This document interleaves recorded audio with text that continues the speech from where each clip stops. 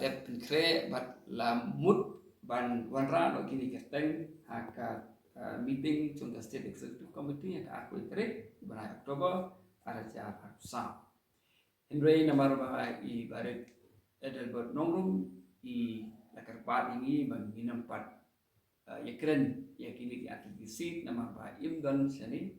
inom la ban attend meeting tingam tangi ru la postpone but yakni early constituency nila rapat sya kawi perka state executive committee ke balong haka pratarik benai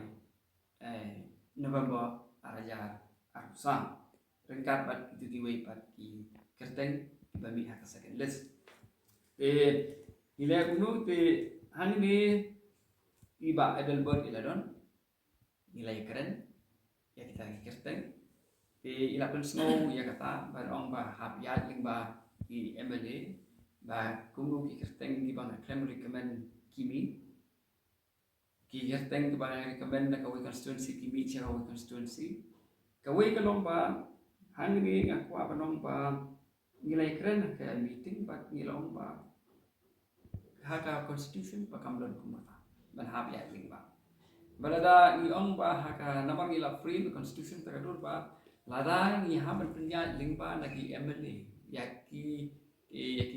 applications ban recommend ki MLA la sha de le MLA manu ban recommend ya kerteng juga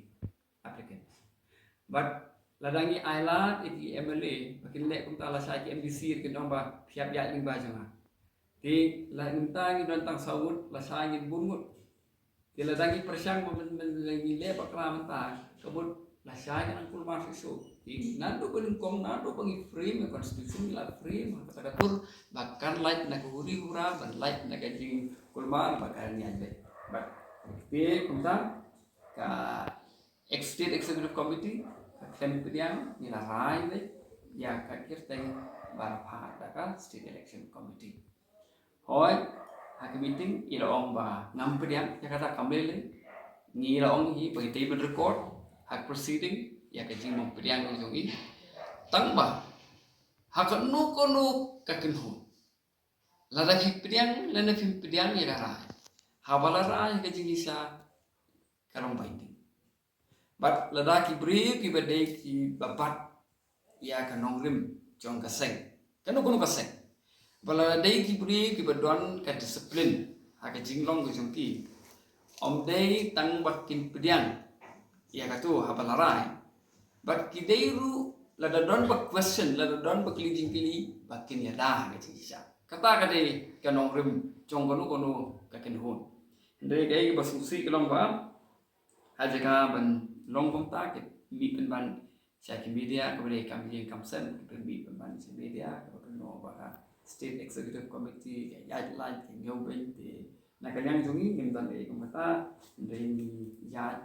kumka constitution ho ya ba ye kerana constitution lada phim ko mo lada ngan lada phim suhun ya ta constitution ka palasina phim su ya hap ya kita kikim don sama constitution kadon ke presidia pakatak presidia kalau bapin wanra ya ka cingterwa ban pinkela ya constitution dan even proposal for amendment to the constitution